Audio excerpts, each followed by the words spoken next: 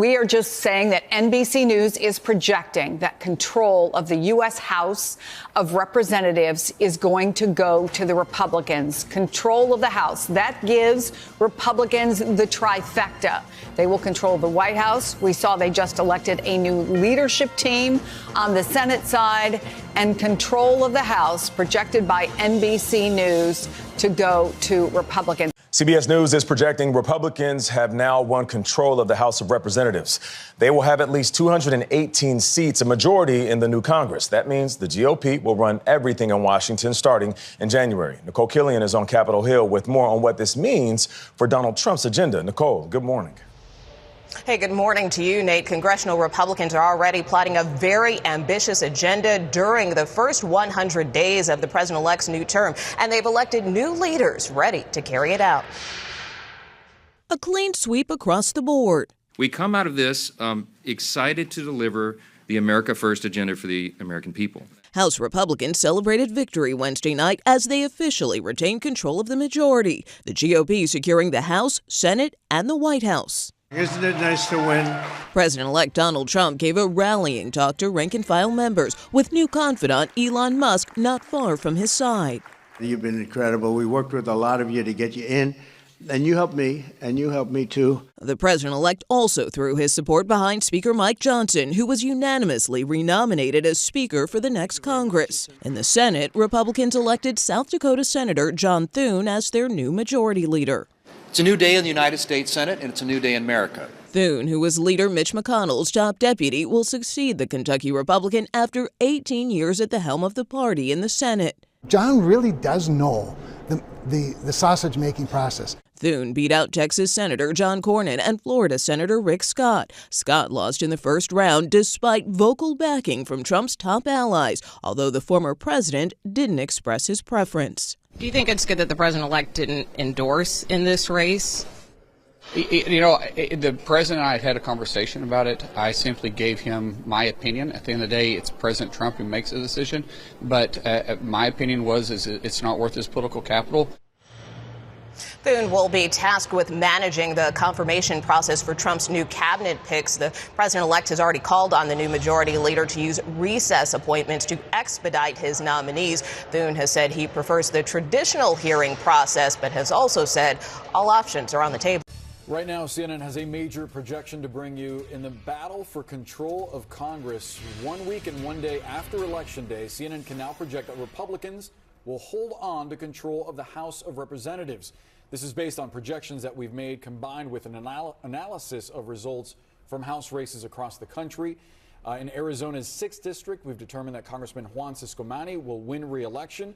And in California's 41st, Ken Calvert, the Republican incumbent, will also win re-election. That gives Republicans the magic number of 218 seats needed to control the chamber. So Democrats failing to win enough seats to reclaim the majority. And this is an important development for the GOP, which, as we said, we can now say will control both chambers of Congress and the White House. And that gives President-elect Trump the ability to carry out his agenda, assuming that he keeps all of the members of his party in line, because it is going to be a slim majority there in the House. So let's discuss now with CNN's Jeff Zeleny, David Chalian, and Manu Raju. Manu, he has all of these levers of power.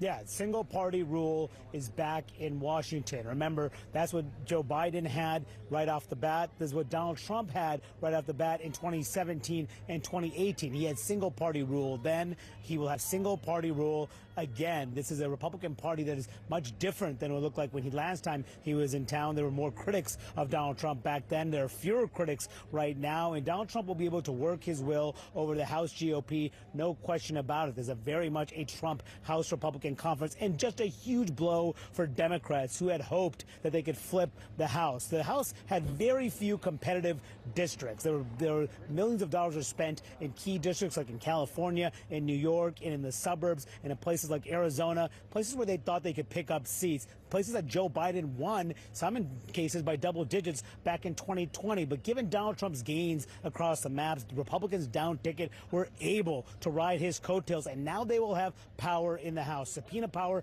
in the committees. Once again, also the ability to shape and drive legislation on the floor, put whatever they want on the House floor. Then it will go over to the United States Senate, now run by incoming Senate Majority Leader John Thune.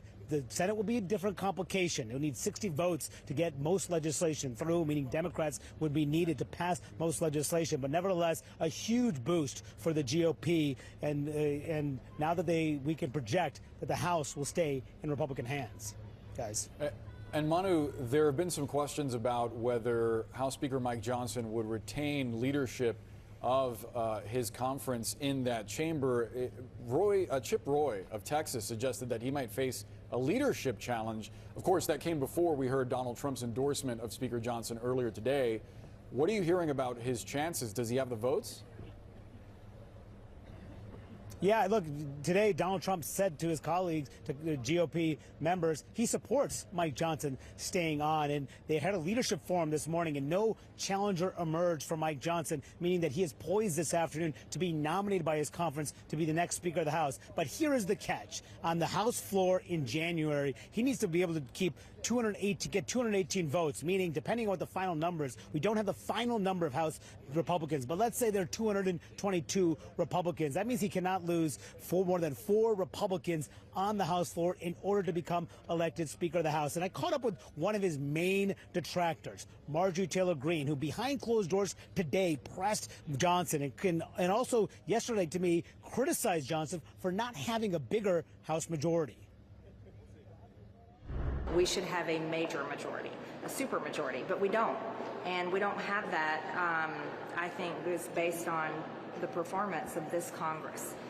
This Congress has had a lot of failures in the eyes of our voters, in the eyes of the American people. The American people gave a mandate last Tuesday of the types of policies they want, the agenda that they want, and that's President Trump's policies that he laid out on the campaign. Is Speaker Johnson to blame for that?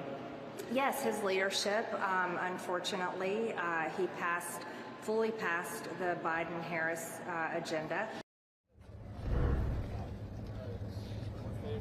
Now, Johnson told me yesterday he's not concerned about the votes in the House in January. He thinks he'll ultimately get there. He believes Donald Trump will help him get there, but just shows you, again, a razor-thin House Republican majority like they had at the beginning of this Congress and throughout this Congress, which has given them fits all along, led to the ouster, of course, of Kevin McCarthy, the last Speaker of the House. So the question will be, will those detractors like Marjorie Taylor Greene fall in line, or will they complicate the Republican agenda and getting a new Speaker in January? Guys. All right, Mani Raju live for us on the steps of the Capitol. Thank you so much for that report. Let's discuss. All right, bit of breaking news. We can report now that Republicans are projected to retain control of the House of Representatives. It looks like the GOP getting its trifecta that it's been counting on. Jay O'Brien, tell us what you know.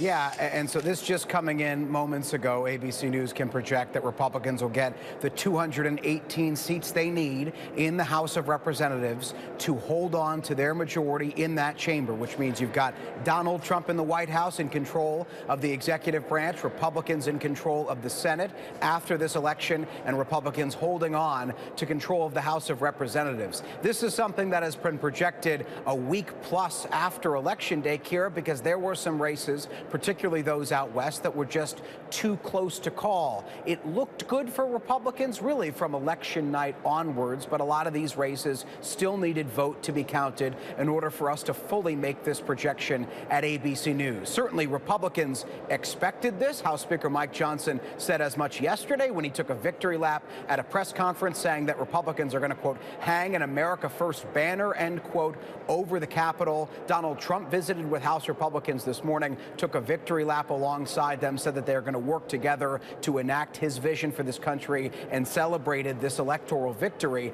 But now we can firmly project that what House Republicans expected and what Democrats largely expected and said to each other behind closed doors at their own meeting this morning has now come to pass. Republicans have unified control over every single branch of this government. Trump in the White House, Republicans in control of both chambers of Congress, and a conservative majority on the United States Supreme Court, Kira.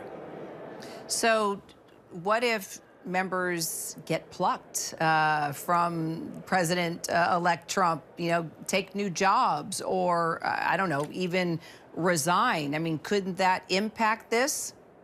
That could change the numbers here. It doesn't look likely enough to put Republicans in the minority if Donald Trump were to pluck one or two, et cetera, members out of the House. He's already picked two, actually three, to join his administration. One is Mike Waltz, his national security advisor. Another was the number 4 Republican in the House, Elise Stefanik, who's his pick to be UN ambassador, and the list goes on.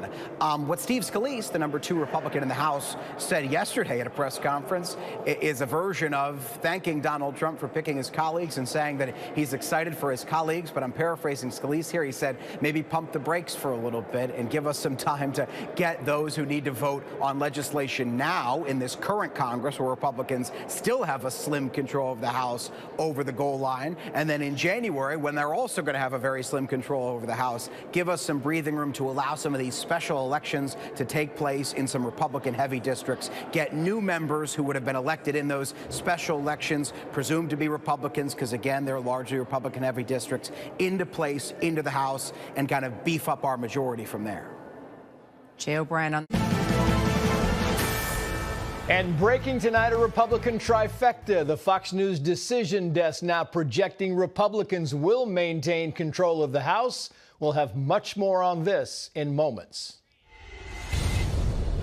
Also breaking tonight, President-elect Trump causing quite the stir in Washington after nominating Matt Gaetz for Attorney General. And just hours after the announcement, Gaetz resigned from Congress, where he was under ethics investigation for sexual misconduct. Gaetz also getting pushback from senators on both sides of the aisle, saying he will, quote, never get confirmed. Meantime, President Biden met with the president-elect for nearly 2 hours at the White House. And even though Biden has called Trump a fascist and a threat to democracy for years, today the president seemed downright elated to be with Donald Trump. Also tonight, in her first formal interview, we talk with the FEMA employee fired for allegedly telling staff to avoid homes with Trump campaign signs. Except Marnie Washington says she did not give the order. It came from higher up. And avoiding Trump signs has been an open secret at FEMA for a long time. She will join us on set in moments. And a Los Angeles teacher put on leave after a profanity-laced anti-Trump rant directed at a student in a MAGA hat. And it was caught on tape. You deserve better than a rapist, bribery, treacherous scum. A lot more of that sound is coming up, but we begin with the senior national correspondent Aisha Hasni live in West Palm Beach, where the cabinet picks are getting a lot of attention. Aisha, good evening. Trace, good evening to you. So Florida Congressman Matt Gaetz has officially resigned from Congress. That's according to Speaker Mike Johnson, who says when he had a conversation with Gaetz, Gaetz's reasoning was to basically give Florida Governor Ron DeSantis plenty of time to hold a special election so they don't threaten the majority in the House. If we start the clock now, if you do the math, we may be able to fill that seat as early as January 3rd when we take the new oath of office for the new Congress. So Matt would have done us a great service by making that decision as he did on the fly. And so we're grateful for that. So at the same time, Fox has learned that the House Ethics Committee was apparently set to vote Friday on whether or not to release the Gaetz report into whether he engaged in sexual misconduct. Now, important to point out that Gaetz has never been charged by the Justice Department. Now that he's out of Congress, that ethics investigation pretty much goes away. But that does not mean that Gaetz has a clear path to Senate confirmation. Mixed reaction tonight in the upper chamber, where Senator Tommy Tuberville is supportive, Well, Senator Kramer calls it a long shot, and Senator Murkowski says he is not a serious candidate. That news almost eclipsed two other big announcements today. Trump ally and former Democrat turned Republican Tulsi Gabbard has been tapped to be the director of national intelligence. And Florida Senator Marco Rubio is now officially nominated for Secretary of State.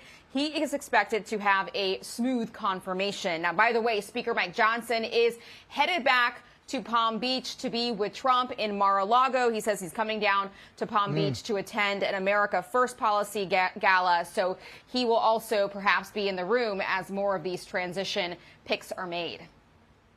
Things moving fast and furious. Aisha Hasni live for us in Palm Beach.